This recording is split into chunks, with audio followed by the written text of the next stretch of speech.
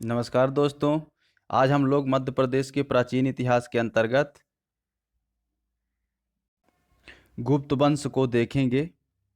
इससे पहले हम लोग गुप्त वंश के पहले का इतिहास देख चुके हैं मध्य प्रदेश का।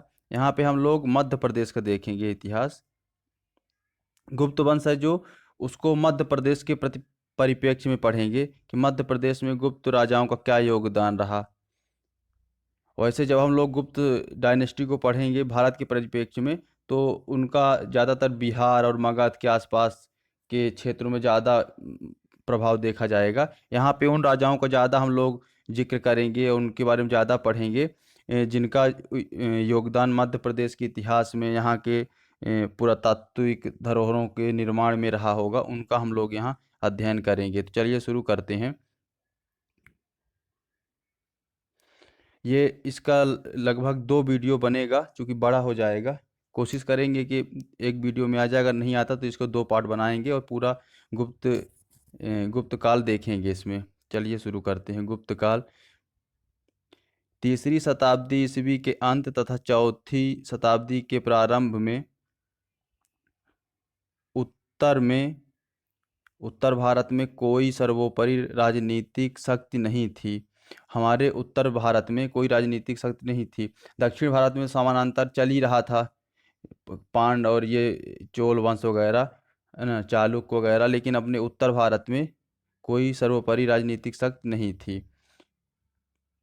हमारा देश कई छोटे छोटे निप क्षेत्रीय शक्तियाँ, छोटी छोटी राजा, जो मेन राजा के सामंत और मंत्री रहा करते थे, जब वो मुख्य राजा की शक्ति क्षीण होने लगती थी, तो जो उसके मंत्री और सामंत रहते थे, वो स्वयं से अपने आप को स्वतंत्र घोषित कर दिया करते थे। वही स्थिति इस समय थी उत्तर भारत में चौथी, 3री और 4थी शताब्दी के आसपास। उसी के बाद फिर ये गुप्त काल का उदय होता है और प्रजातंत्र राज्यों में बंटा था। ऐसी परिस्थिति का लाभ उठाकर साकेत प्रयाग क्षेत्र के आसपास श्रीगुप्त, इसका संस्थापक जो रहता है गुप्त वंश का, श्रीगुप्त नामक राजा ने एक राजवंश की स्थापना की जो गुप्त वंश के नाम से प्रसिद्ध हुआ। गुप्त युग प्राचीन भारत के इतिहास में स्वर्ण युग कहलाता है। स्वर्ण युग ये माना जाता है गुप्त स्थापत्य के क्षेत्र में, ये स्वर्ण युग माना जाता है। इसका मतलब ये नहीं है कि यहाँ सोने के सिक्के बहुत ढाले गए तो स्वर्ण युग। स्थापत्य के क्षेत्र में ये स्वर्ण युग कहा जाता है। श्रीगुप्त का पुत्र घटोत्कच तथा उसका पुत्र चंद्रगुप्त प्रथम था। श्रीगुप्त घटोत्कच गुप्त की जो इनका जो जिक्र है ना, बहुत कम मिलता है अभिलेखों और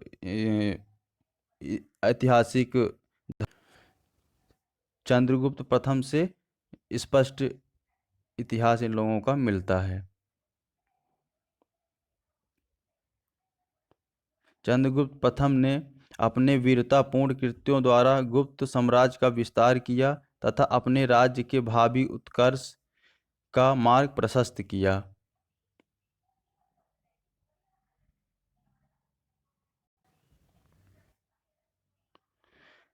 चंद्रगुप्त चंद्रगुप्त चंद्रगुप्त प्रथम का उत्तराधिकारी उसके पुत्र समुद्रगुप्त ने अपनी दिग्विजयों द्वारा गुप्त साम्राज्य की सीमा को भारत के एक बड़े भाग पर फैलाने का प्रयत्न किया है।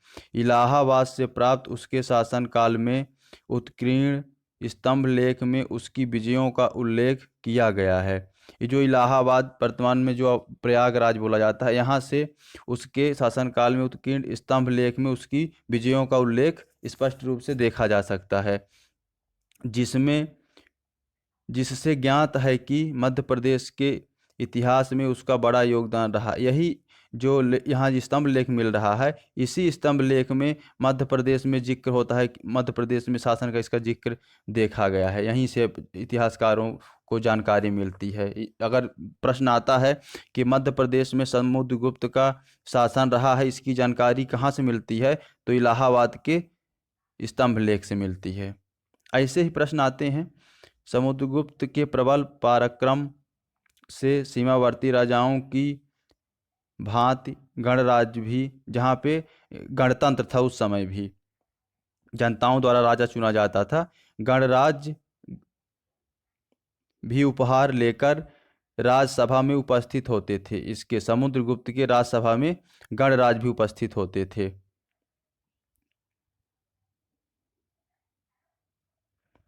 तथा अधीनता स्वीकार की थी। ये 9 गणराज्य थे: मालव, अर्जुनय, यौधेय, मद्रक, अभीर, प्रार्जुन, सनकानिक, काक और खरपारिक। इनका नाम याद करने की आवश्यकता नहीं, बस इतना है कि लगभग गणराज्य थे 9 जिन्होंने समुद्रगुप्त की अधीनता स्वीकार की थी।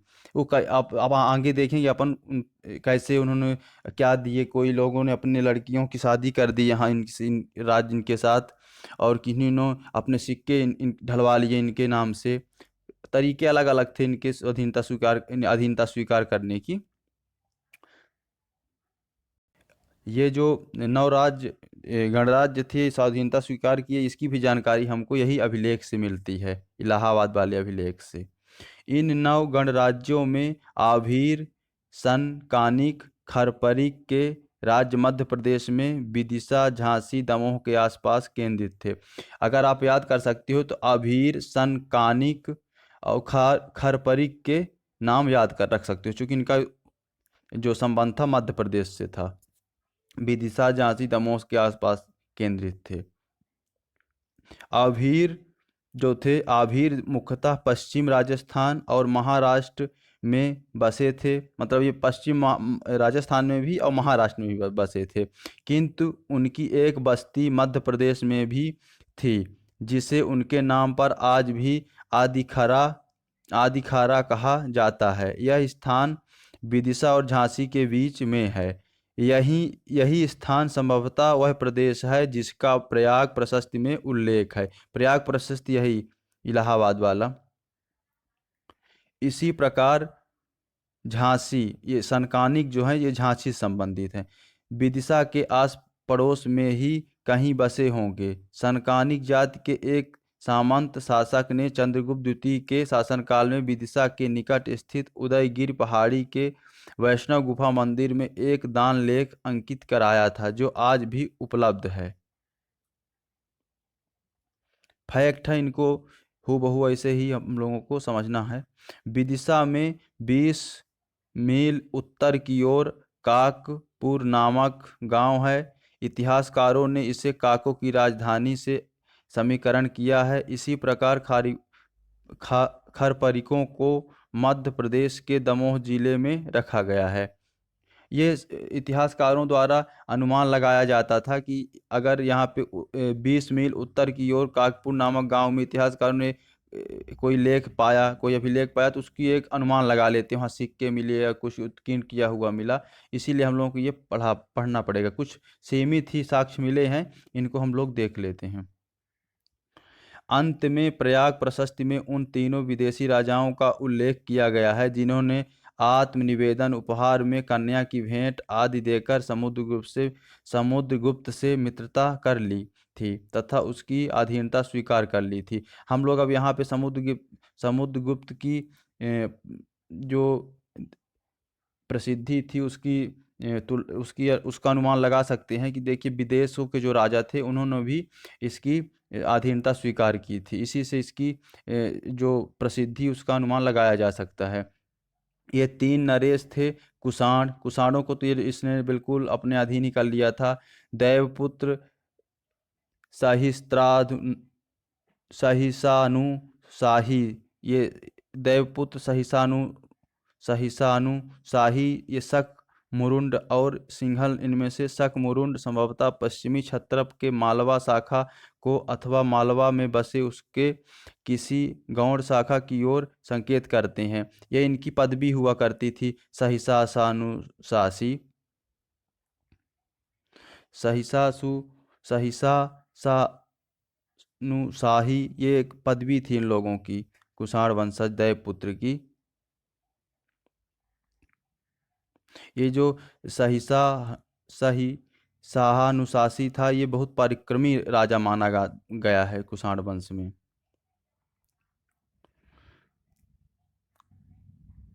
एरंड से प्राप्त एक अन्य अभिलेख से एरंड क्षेत्र समुद्रगुप्त के साम्राज्य का एक महत्वपूर्ण केंद्र प्रतीत होता है। इस खंडित अभिलेख में एरिकीण प्रदेश में स्थित इस नगर को संभोग नगर के नाम से पुकारा गया है, जहाँ संभवतः समुद्रगुप्त अपनी वृद्धावस्था में अपनी रानी, पुत्र तथा पुत्रों के साथ विश्राम करने आया था। एरंड का प्राकृतिक सौंदर्य ने अवश्य ही समुद्रगुप्त को आकर्षित किया होगा, अतः उसने इसे अपना विश्राम स्थल बनाया। ये सवाल उठता है कि इसने अपना विश्राम स्थल, इतना उसका पूरे भारत में अधिकार था, तो उसने एरंड को ही क्यों बनाया? तो यहाँ का जो प्राकृतिक सौंदर्य था, इससे वो आकर्षित हुआ, इसी के कारण उसने एरंड को अपना विश्राम स्थल बनाया होगा, ऐसा इतिहासकारों द्वारा अनुमान लगाया जा रहा है। समुद्रगुप्त ने अपने दिग्विजयों द्वारा, उनकी जो विजयें थी, मध्य प्रदेश के बड़े भाग पर आधिपत्य स्थापित कर गुप्त साम्राज्य के अंतर्गत कर लिया था। वन नाला या स्थान है, पुरातात्विक स्थान है, ये आते हैं, तथा साकौर से प्राप्त समुद्रगुप्त के सिक्कों से इस तथ्य का और भी पुष्टि हो जाती है। यहाँ से जो सिक्के मिले हैं, वहाँ से इसकी पुष्टि होती है कि समुद्रगुप्त यहाँ आया रहा होगा। गुप्त इतिहास में इस काल से संबंधित काच नामक शासक के कुछ सिक्के मिले हैं। मध्य प्रदेश में ये सिक्के विदिशा तथा साकौर से प्राप्त हुए हैं। काच कौन था, इतिहासकारों में इस पर मतभेद है। कुछ इसे समुद्रगुप्त ही मानते हैं एवं अन्य समुद्रगुप्त का भाई अथवा पुत्र मानते हैं। इस संबंध में अभी भी निश्चित मत उपलब्ध नहीं है। गुप्त अभिलेख के अनुसार समुद्रगुप्त का उत्तराधिकारी उसका पुत्र चंद्रगुप्त द्वितीय हुआ। कुछ वर्ष पूर्व तक इतिहासकार गुप्त अभिलेखों के इस कथन से को सर्वसम्मति से स्वीकार करते थे, परंतु विशाख दत्त कृत देवी चंद्रगुप्तम नामक लुप्त नाटक के कुछ अंशों की उपलब्धि से तथा कुछ अन्य प्रमाणिक साक्ष्यों के आधार पर अब इतिहासकार इस बात को मानने लगे हैं कि समुद्रगुप्त का उत्तराधिकारी रामगुप्त नामक राजा हुआ, जो चंद्रगुप्त द्वितीय का बड़ा भाई था। मध्य प्रदेश में रामगुप्त के तांबे के सिक्के मुख्यतः एरंड तथा विदिशा में मिले हैं। ये सिक्के सिंह तथा गरुड़ प्रकार के हैं, जिन पर गुप्त लिपि में रामगुप्त का नाम लिखा मिलता है। हाल ही में विदिशा से प्राप्त 3 जैन तीर्थंकर प्रतिमाओं पर उत्कीर्ण लेखों में महाराधिराज उपाधि सहित रामगुप्त के नामोल्लेख से अब इतिहासकारों में यह विश्वास दृढ़ हो रहा है कि रामगुप्त गुप्त सम्राट ही था, विदिशा का कोई अन्य स्थानीय शासक नहीं था। शुरू में इतिहासकारों में ये मतभेद था। वो इतिहासकार समुद्रगुप्त के बाद सीधे अनुमान लगाते थे कि चंद्रगुप्त द्वितीय रहा होगा, लेकिन अभी हाल ही के विशाखदत्त रचित देवी चंद्रगुप्तम की वो जो नाटक मिला और कुछ और साक्ष्य मिले, जिससे ये स्पष्ट हो जाता है कि रामगुप्त भी था। आगे उसके बारे में और अपन डिटेल पढ़ेंगे कि कैसे वो हार जाता है, शकों से पराजित होने के बाद फिर उसके भाई चंद्रगुप्त द्वितीय उसका मृत्यु कर देता है। ये सब वही नाटक की जो कृतियाँ मिली हैं, उसी से ये स्पष्ट हुआ है। साहित्यिक उल्लेखों के अनुसार शकों द्वारा पराजित होकर रामगुप्त ने अपनी पत्नी ध्रुव देवी को एक राजा के हाथों में समर्पित करना स्वीकार कर लिया था, परंतु उसके छोटे भाई चंद्रगुप्त ने चंद्रगुप्त द्वितीय, जिसको विक्रमादित्य भी कहते हैं, ने हस्तक्षेप कर गुप्त साम्राज्य की प्रतिष्ठा को बचा लिया। उसने केवल शक राजा की ही हत्या नहीं की, बल्कि अपने बड़े भाई को भी मार डालने में सफल हुआ। साम्राज्य का अधिकारी होकर अपने भाई की विधवा पत्नी से विवाह कर लिया। ये वही नाटक जो मिला था, उसी नाटक से ये जानकारी मिलती है, और रामगुप्त के बाद चंद्रगुप्त द्वितीय राजा माना गया है। चंद्रगुप्त द्वितीय 366 ईस्वी में मगध राज सिंहासन पर बैठा। अपने पिता की तरह ही वह भी पराक्रमी होने के कारण उसने कई अभियान किए। विदिशा क्षेत्र में किए गए उसके एक अभियान का पता विदिशा के निकट स्थित उदयगिरी पहाड़ी में एक गुप्त गुफा में उत्कीर्ण उसके संधि विग्रहिक युद्ध तथा सांध्य के मंत्री वीरसेन के अभिलेख में चलता है। इस अभिलेख में कहा गया है कि यह मंत्री पाटलिपुत्र का रहने वाला था और वह अपनी स्वामी के साथ, जबकि वह संपूर्ण पृथ्वी को जीतने की धुन में, चंद्रगुप्त द्वितीय की बात हो रही है यहाँ पे, व्यस्त था, आया था। ये उसी में उत्कीर्ण किया है उसने यही भाषा। तो इससे अनुमान लगाया जा रहा है कि चंद्रगुप्त द्वितीय यहाँ रहा है। और ये चंद्रगुप्त द्वितीय इनको हरा के शकों को पश्चिमी मालवा, जो इसको अपन उज्जैनी कहते हैं, वहाँ इसको दूसरी राजधानी भी आगे पढ़ेंगे बनाया था इसने,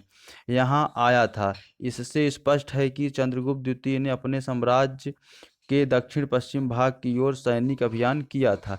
इतिहास जो है सब अनुमानों में है, और जो पुरातात्विक अभिलेख मिले हैं उन्हीं से अपन अनुमान लगाते हैं। अभी आगे भविष्य में कुछ और मिलेगा तो इतिहास को और उसी हिसाब से देखा जाएगा। अभी तक जितने साक्ष्य है उस हिसाब से यही चीज स्पष्ट हो रही है। उदयगिरी गुफा में चंद्रगुप्त द्वितीय के शासनकाल का गुप्त संवत 82, जिसको ईस्वी में 401-2 का एक अभिलेख उपलब्ध हुआ है, जिसमें चंद्रगुप्त के एक सामंत किसी सनकानिक महाराज के द्वारा दान दिए जाने का उल्लेख है। उदयगिरी में अमृत गुफा के एक अन्य अभिलेख में, जो बहुत बाद का विक्रम संवत 1093 का है, समुद्रगुप्त विक्रमादित्य का नाम आया है। मूलतः चंद्रगुप्त द्वारा निर्मित किसी विष्णु मंदिर के पुनर्निर्माण का कार्य बाद में किया गया था, ऐसा इस अभिलेख का अभिप्राय है। विदिशा के निकट सांची के स्तूप से प्राप्त एक अन्य अभिलेख है। अभिलेख में जो गुप्त संवत 93 ईस्वी में 412-13 ईस्वी का है, आम्रकारदव द्वारा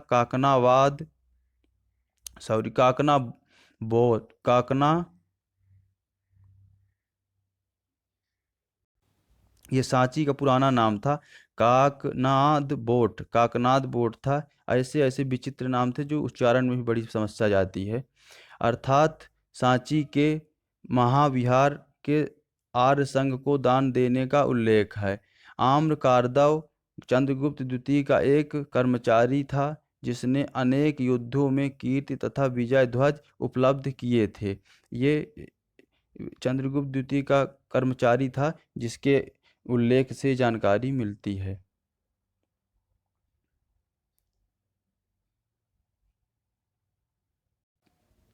पूर्वी मालवा के एक ही क्षेत्र में चंद्रगुप्त द्वितीय के एक मंत्री या सामंत तथा एक सैनिक अधिकारी की उपस्थिति इस क्षेत्र में चंद्रगुप्त द्वितीय की दीर्घकालीन अभियान की ओर संकेत करता है। इससे पता चलता है उसके एक मंत्री, एक सैनिक और एक सामंत जब यहाँ उपस्थित थे उस दौरान, तो इससे पता चलता है चंद्रगुप्त द्वितीय का अधिकांश समय मध्य प्रदेश में बीता था।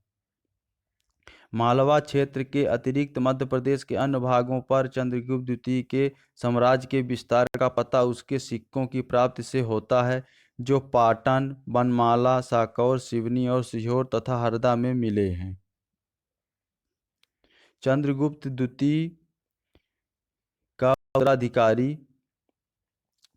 कुमारगुप्त प्रथम 415 ईस्वी के लगभग मगध के राज सिंहासन पर बैठा और 40 वर्षों से भी अधिक समय तक राज्य करता रहा। उसने अपने पिता से उत्तराधिकार में प्राप्त विशाल साम्राज्य को अक्षुण्ण बनाए रखा। तो मित्रों, हम लोग चंद्रगुप्त द्वितीय तक का पढ़ लिए। अब ये यहाँ से कुमारगुप्त के आगे से जो आगे का इतिहास है, इसको हम लोग पढ़ेंगे। क्योंकि ये जो वीडियो है बड़ा हो जाएगा, इसलिए दूसरे पार्ट में हम लोग इसके आगे देखेंगे। और एक वीडियो इसका और बनेगा जिसमें गुप्त साम्राज्य का जो मध्य प्रदेश में इसका इतिहास रहा है वो पूरा पढ़ लेंगे। आप लोगों को अगर ये वीडियो अच्छा लगा है तो वीडियो को लाइक करिए, चैनल को सब्सक्राइब कर लीजिए, बगल में बेल आइकन आएगा उसको प्रेस कर लीजिए, ताकि हर एक सिंगल वीडियो मेरे द्वारा बनाया गया आपको उसकी सूचना मिलती रहे। अगर आप चैनल में नए हैं तो चैनल को लाइक और सब्सक्राइब करना बिल्कुल मत भूलिएगा। वीडियो देखने के लिए धन्यवाद।